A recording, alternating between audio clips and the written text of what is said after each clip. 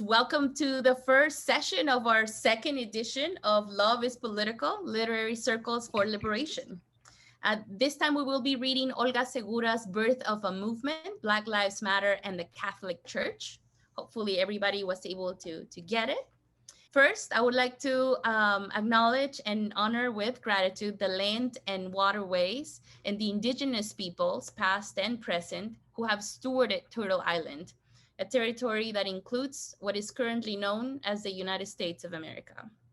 We recognize and uplift the understanding that much of this land continues to be unceded and that many indigenous peoples, nations currently lack federal recognition. The Ino and Okinichi peoples inhabit the region where I'm speaking from, and I'd like to encourage you to learn about the indigenous peoples in your own communities by going to the link that we're pasting in the chat right now. And we will be gathering all that information for you on our working document that I also shared with you before, so you can have it handy to do it in the future. I want to acknowledge that some of us present in this meeting are descendants of peoples who were also murdered and or enslaved after various occupations of our ancestral lands in many parts of the world. We see you and we love you. Now, let me introduce myself. My name is Roxana Bendesu. I use she, her pronouns. I was born and raised, for the most part, in Lima. My ancestors are the Quechua Andes of Peru. I'm excited to be here with all of you to engage in this collective reflection. Now, I'd like to invite Jackie Hazley to offer a prayer for us. Jackie is the local group coordinator for St. Benedict the Moor Parish, Pax Christi, in Milwaukee. And she's also the state coordinator for Pax Christi, Wisconsin. A prayer for racial equity and justice. Loving God, you who go by many names, thank you for your gift of creation of all living things. Thank you for allowing us to experience and express wonder and awe at the multitude of beauty that exists in our world. The mountains, valleys, deserts, streams, and the vast array of birds and insects and flowers that grace our lands. Help us to appreciate in the same manner the rich diversities of people whom you have created in your own image. Help us to recognize that we have not always recognized the richness of such diversity. Indeed, that we have been complicit in both word and deed in denying the richness of all human persons. We have been complicit too in supporting and benefiting from institutions that allow some to benefit, even as some face restrictions to such benefits.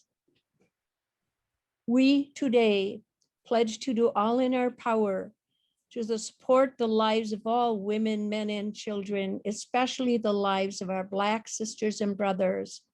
All are members of one human family. We pledge to work with others for racial healing, racial justice, and racial equity for all. We ask this in your name, O God. Amen. Amen. Thank you, Jackie. Thank you for sharing that. So now, when reading the book, I found right at the beginning, I read when Olga was talking about how there needs to be a time to apologize for how the institutional church has been and continues to be complicit in white supremacy. And it reminded me of the effort that we did collectively as well at Pax Christi USA when we created our statement of principles. Now, I would like to ask a few volunteers to read this. Who would like to read the first paragraph?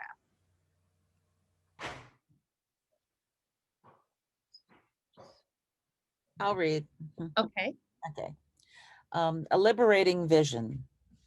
Our commitment to follow in the footsteps and example of Jesus, born to a people suffering oppression, forced to cross borders as a refugee, devoted to supporting the struggles of marginalized peoples, persecuted and violently killed by the ruling empire, guides our discernment of the current signs of the times, and leads us to affirm the following. Thank you. Welcome. Who would like to read the next part? Pax Christi USA wishes to acknowledge and honor with gratitude the land and waterways and the indigenous peoples past and present who have stewarded Turtle Island, a territory that includes what is currently known as the United States of America. We recognize and uplift the understanding that much of this land continues to be unceded and that many indigenous peoples nations currently lack federal recognition. Thank you. That is actually where I get what I usually open with, which is the recognition of the land acknowledgement. And that was very important for us to include in our statement of principles. Who would like to read the next paragraph? I can do it. Okay. Acknowledgement of the legacy of slavery. Pax Christi USA wishes to acknowledge the despicable actions of the transatlantic slave trade that paved the way for current anti-Black racism. The labor of enslaved African people built the physical structures and generated the wealth still enjoyed by many of this country's institutions and families. We recognize that while many Catholics were abolitionists, still others profited from this shameful practice, and white people continue to benefit from its legacies to this day. Thank you. And there is the next one. I'll read it. Okay. Acknowledgement of the role of the Catholic Church. Pax Christi USA wishes to acknowledge and repent for the role of the institution of the Catholic Church in the process of colonization and its complicity in the sins of anti-Black racism, enslavement, and segregation. We commit ourselves to follow the leadership of Black, Indigenous, and other communities of color, including those within the church, and to support them with intention, time, and money in the struggle for collective liberation. Thank you. And there is one other one that was our first topic, basically, that we talked about on our statement of principles, and it was on racial justice, because we consider that, of course, a crucial topic to talk about. Who would like to read that? I'll read this one. On racial justice, racism penetrates every aspect of life in the United States, seeding the terror that continually threatens and kills people of color while perpetuating white supremacy and leaving all of humanity disfigured. The historical reality, readily apparent in policing, the prison system, education, and highlighted in the racial inequities heightened during the pandemic, indicts our society as one in which Black lives have not mattered. We assert that Black lives matter and that the violence inherent in systemic racism is an affront to the God who creates, redeems, and sanctifies all, and calls us together as one family. As a community of conscience, we stand together and fully support the divestment of resources away from policing and toward education, healthcare, and community investment designed to serve people.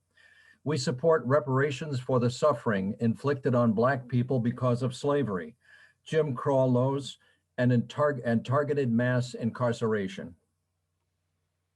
Thank you. Now I'm going to stop sharing here.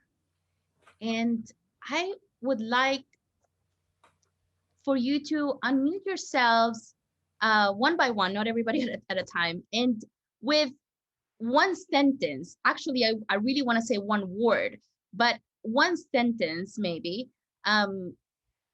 give us a reaction of what we just learned, we just read.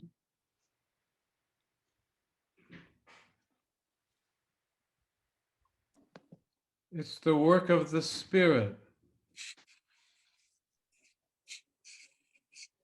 It's a good beginning. Wisdom Humble. statements. Contrition. Finally. Needed to be said. Truth telling. Speaks the truth.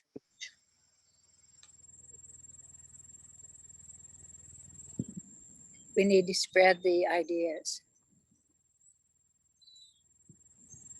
Speaking truth to power.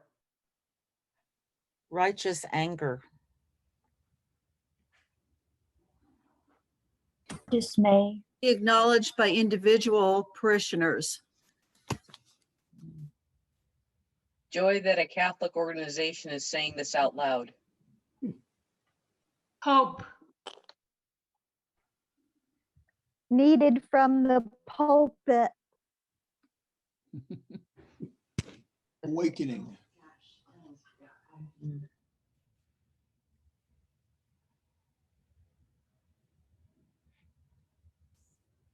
Accept responsibility.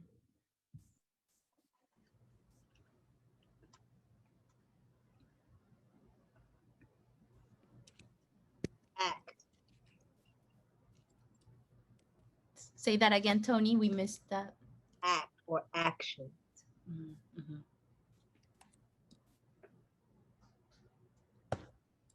Action of parishes now. Challenging. A message to the bishops. Pax Christi acknowledges and repents, but has the Catholic Church. Revealing.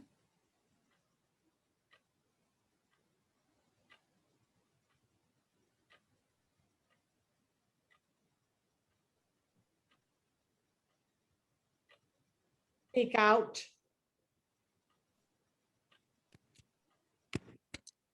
An invitation to the USCCB to follow us on the road to justice or be left behind.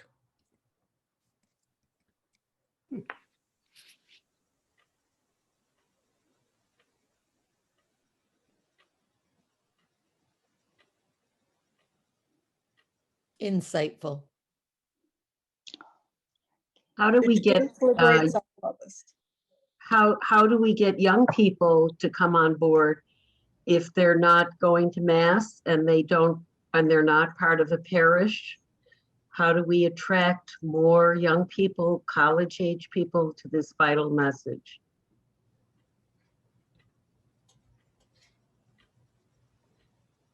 Leslie Colvin, I'd like to hear what you just said.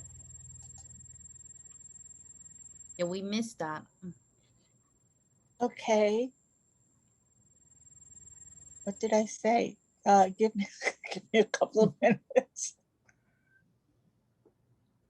Oh, the truth liberates all of us. Thank you.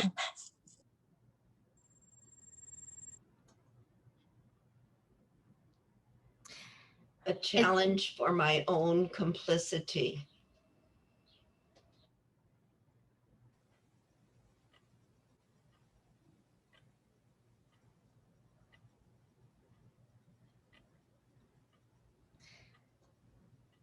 Sad memories, but I feel hopeful.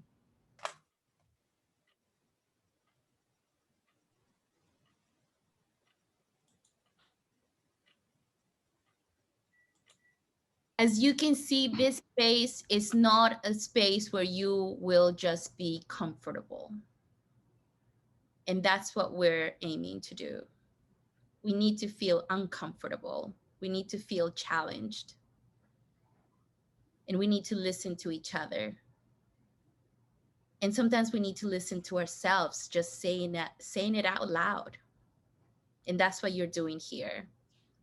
That exercise is crucial for us to move forward together.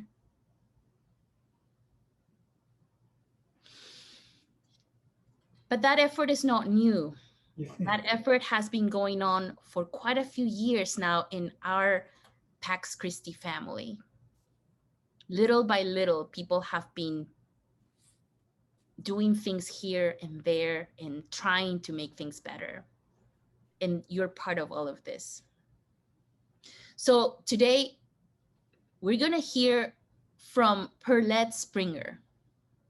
Perlette has been a member of the anti-racist team of Pax Christi USA for many years. Maybe with a break there in between, but has been with us for many, many years. I'm going to read now her bio. Perlette Springer is the 5th child born to Finis and Garfield Springer. She's the mother of 1 son, the sister to 5 brothers and 2 sisters, and the aunt of 6 nieces, 16 nephews, 26 grandnieces and grandnephews, and 1 great nephew. Perlette holds an undergraduate degree in African and African American Studies from Indiana University Northwest, a graduate degree in theology from the University of St. Francis in Northeast Indiana, a graduate degree in philosophy from Walden University, and a doctorate in family studies and strategic interventions from Walden University. Perlette's passion lies in the intersection of social justice and racial diversity grounded in the historical truth of the gospel. She prefers working with adults, particularly young adults and single parents. Perlette is presently employed with the Archdiocese of Indianapolis as the coordinator of Black Catholic Ministry. She's also the team leader of Pax Christi USA's anti-racism team, known as PCART, a member of the Social Justice Coordinating Commission with the Sisters of Providence, the National Association of Black Catholic Administrators, and the Black Catholics Theological Symposium. She previously served as the Director of African American Ministry for the Diocese of Gary, and she also worked as a family advocate for a Head Start program in Northeast Indiana, and she was part of the original PCART leadership team. Perlette, what a life you've had. We are so happy to have you here and with us to tell us a little bit about that organizational knowledge that you hold. That from the beginning, you've been, around the Pax Christi family. We're so happy that we get the chance to talk to you for a few minutes. Well, Perlette, first of all, thank you so much for being here. I know that your life is just incredibly busy these days. You're being pulled to so many different spaces. You've been in a conference all day today, but you're making time to be here with us and talk to us about the experience that you've had as being part of, well, so many other efforts, but also this effort from Pax Christi USA to address racism. Tell us a little bit about your experience. Well, when I joined the anti-racism team, I was not a Pax Christi member. And that was in 2000, I believe it was year 2000. They sent out applications across the US looking for members. And I completed the application. Of course, I was accepted as a member of the team, and we met for the first time in, I believe, February of 2001 in Chicago. And those first couple of weeks of meeting and forming a team was very interesting. And I think I saw Kathleen Creighton on the call. She was there. And I think she was on the council too at that time. So it was an interesting 2-week team gathering and the workshop and learning what we needed to learn and start writing out the plans for what is it now, 20 years later of what PCART, you know, and it's been sort of a rough struggle for the team as a whole, because when you deal with racism, it's not that you get burnt out as much as you get tired of the darts. You know, you get tired of being the target, and so it's really hard on team members to really stay in there for the long haul. I can't imagine that. Yeah, and especially, I mean, 20 years ago, how was the world 20 years ago? And how was the Catholic Church in the US 20 years ago? I mean, how challenging that must have been. Would you talk to us about that? Well, the Catholic Church hasn't changed much, which is sad to say, but it has changed a little because even if you look at the pastoral letter that came out in 2018, they use terminology that they've never used before, you know, and so that is sort of exciting to hear. It's way late, but at least, you know, they've started to use some terminology. Do they have a long way to go? Yes, we have a long way to go. Even in Pax Christi USA, you know, the team was embraced by, I'll say, at least half of the membership. But there were some members that did not want and did not feel that racism was part of Pax Christi's agenda, and it should not be part of Pax Christi's agenda. You know, so there was some struggles there, even within Pax Christi USA, which is a Catholic justice organization, peace and justice organization. So sometimes that was hard to swallow, you know, that to be a part of an organization, but exclude something that was the elephant in the room. Yes. And what was it back then? I mean, now, of course, we have Pope Francis talking about, you know, many other issues that weren't talked about in the past. What do you think the church looks like now with Pope Francis? Well, I personally love Pope Francis. You know, this one priest friend of mine calls him Frankie, and I always got to remember, you know, in a public setting, not to say that. But I love Pope Francis because to me, Pope Francis is talking about the spirit of the law, you know, and how we as people of God, how we are supposed to act and how we're supposed to live out the teachings of the church.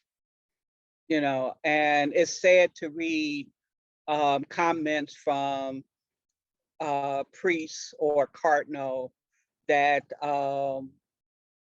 that are anti-Francis, you know, because, and I don't know if they think Francis is anti-cleric or not. I don't know what their thinking is, but Francis, from what I've read in his writings, is that he wants all of us to sit at the table together. You know, we all have roles to play, but we all sit at the table together. So how needed do you think these conversations are in our spaces where we have people who are really trying to learn more about you know, how we need to build a different world, how we need to make sure that there's not structural racism and systemic racism. You know, how needed are these conversations?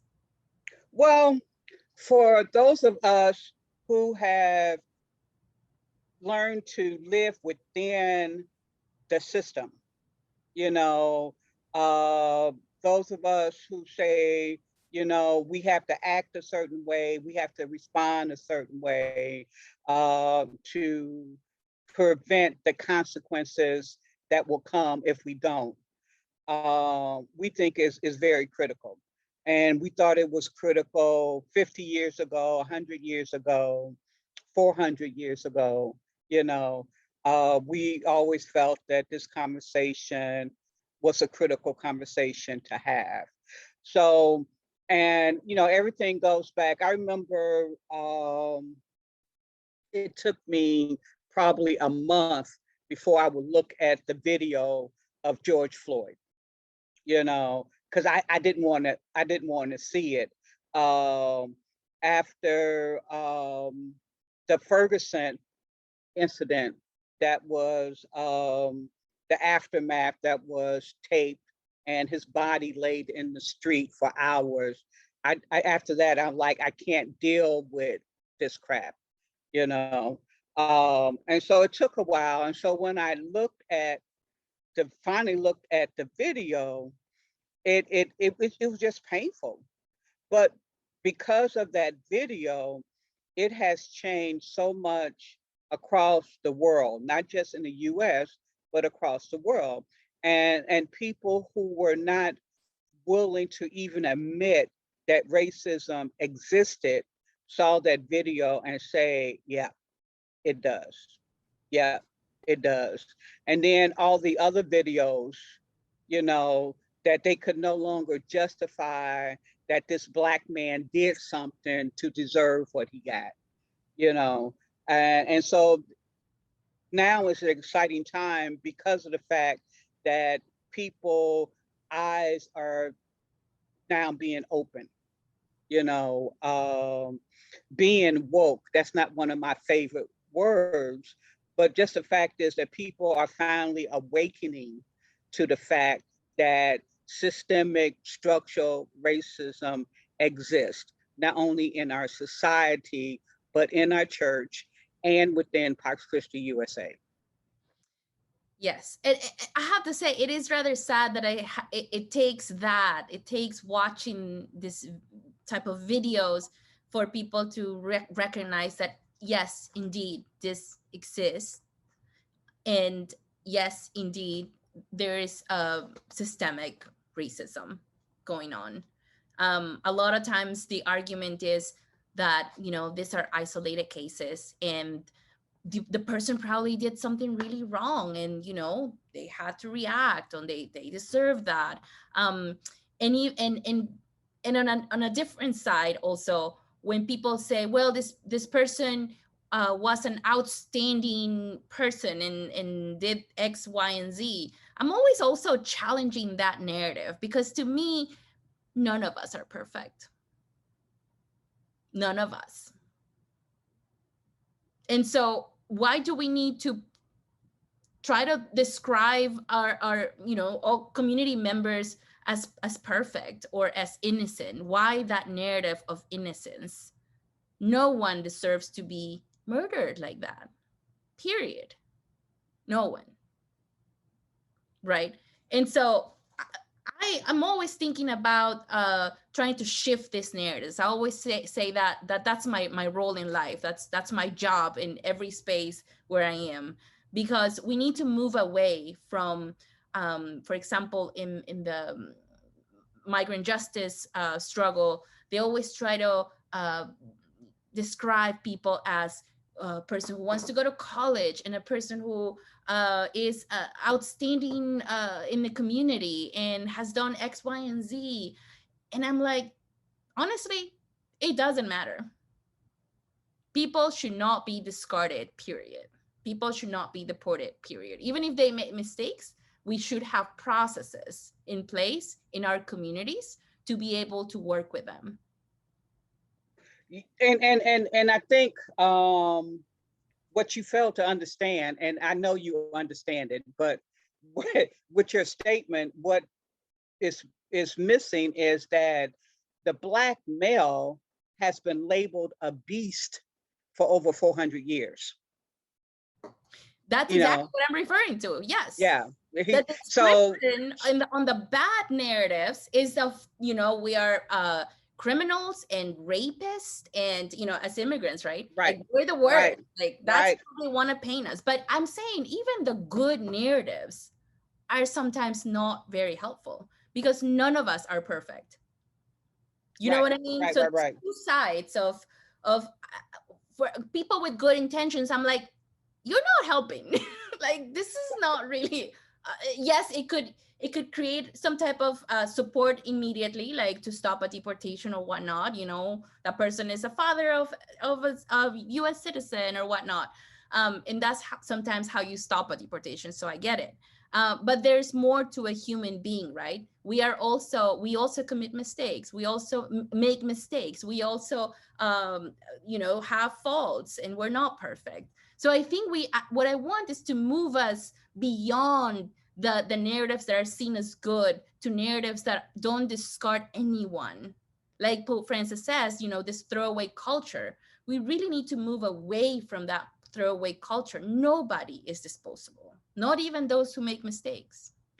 And to move away from that throwaway culture that you're describing means that we cannot measure us, people of color, against white that is good and perfect and smart and kind, you know. So that narrative has to be erased, you know, and it cannot be a comparison because we don't live in a world where all white people are good and kind and nice and perfect. They're, you know, we're equal as humans and in our failings. Exactly. I wanted to go to something in the book, in the foreword, actually, which was done by Tia Noel Pratt, where she says, while visiting with him, referring to his Uncle Calvin, well, visiting with him about my let's see, close to 20 years ago, I began telling him about my research that focuses on systemic racism in the Catholic Church and how that racism impacted Black Catholics. He, in turn, told me about his work in his community and said, baby, this is my church too, and I'm not going to let them mess it up. In all the years since, that is the only answer I give because it is the only answer I need. What do you think about that quote? Well, that's the same answer. So when I worked for the Diocese of Gary, somebody asked me, why do I stay Catholic? And I was like, this is my church, and this is the church of my ancestors. You know, so nobody is going to push me out of my church. You know, and that's why I stay, you know, because I claim this church as my own, which could be dangerous for, you know, no matter what color your skin is. But once you claim this church on your own and you tell one of the men in black that that don't claim that the people are a part of this church, you run up against a wall. But yes, I say the same. When I read that, I was like, wow, I say the same thing. This is my church. You know. I agree. And, you know, I'm from South America. And of course, I'm also part of a region that was colonized, that where Catholicism was imposed onto us. And people basically agreed with it because they didn't want to die. And that's a reality. However, for me, what it has taken has been a deeper exploration of Jesus and the story of Jesus, and the fact that Jesus actually looked more like me, and was, you know, a refugee at some point, and was persecuted, and was ultimately killed by an empire, and was fighting the empire, right? And so to me, that's what I hold on to. and not so much what was imposed onto my ancestors, but my own understanding of the gospel. Well, so I wanted to also cite this, let's see, I think, where was it? There we go. In the foreword as well, Tia mentions approximately 40% of Catholics in the United States are Black, Latino, Asian American, and Native American. This number is higher among younger Catholics. An institution cannot continue to marginalize people, especially in the ways in which the church, as Segura elucidates, has marginalized Black people, and still expect those same people to remain active in the institution. So that question of like, well, how do we engage younger people? You know, there's our answer, right? What do you think about this? Well, one, I think it's more than 40%. 40% is an estimate because all dioceses do not count by ethnic identity. And so, like, I'm in a diocese where our census do not ask what ethnic group do you identify with. So our numbers are guesstimates, you know. And so I personally, just looking at not counting the year 2020, but looking at all those conferences and the people that show up for the conferences, I think our numbers are at least 50%, if not more than 50%. You know, I think the browning of the Catholic Church in the US has already happened, you know, and that we are in the, as a group, we are in the majority. But we don't see that in our hierarchy. The young adults, because we as church have done such an excellent job in chasing our young adults away, that it's going to be difficult to bring those young adults back to a church. And so our focus really needs to be on our high schoolers and our children now that's in our parish, and figure out how we can keep them connected. So my dissertation that I'm doing is on the religious coping strategies of Black Catholic males. Because I think the problem is our church teachings teach collective. So it teach about a collective community, but we practice as individualistic. And I can't speak for everyone, but for African American, most of the Hispanic groups, most of the Asian group, our culture is collective. So we understand the church. We understand the teaching about community, but our leadership comes from an individualistic culture, you know, and that individualistic culture is, I believe personally, that what makes us feel not welcome in our parish, you know.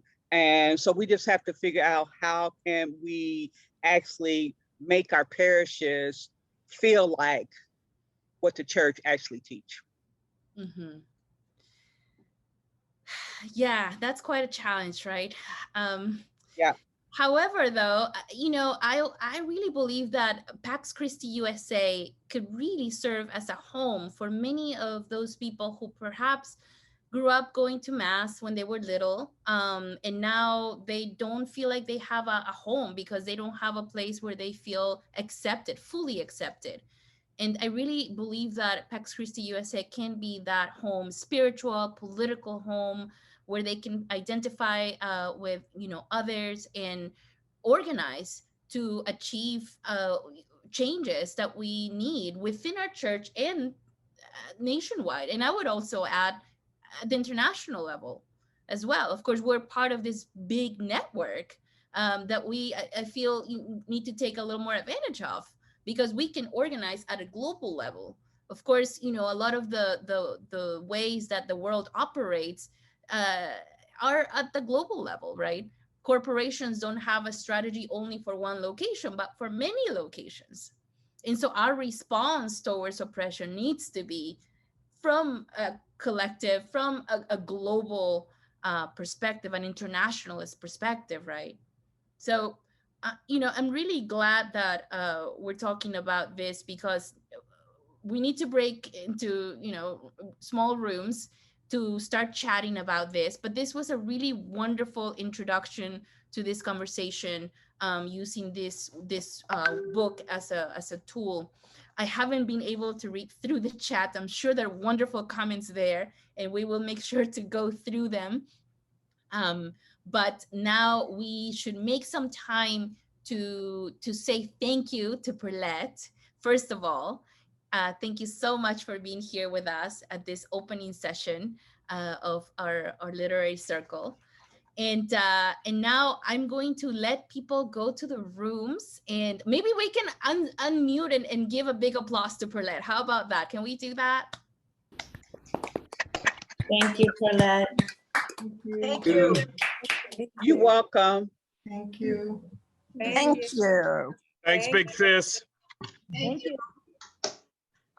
So much more to learn and so much more to talk about, but we're going to start today. We're going to go into our rooms. The groups shouldn't have more than 4 or 5 people, so you'll have plenty of time to talk with each other and discuss the first part of the book. So basically the foreword, acknowledgement, and introduction. That's all we're going to discuss today. Some big ideas about what thoughts that you're bringing. I've asked people to bring a question or bring a reflection. Please share that during this time. This is the time to connect with folks, also to really get to know people. Our relationships should never be transactional. So our relationships need to be from our core, acknowledging every part of ourselves. So with that, I will now send you to your rooms, and we'll be back at 8:25, and then we'll do a closing together.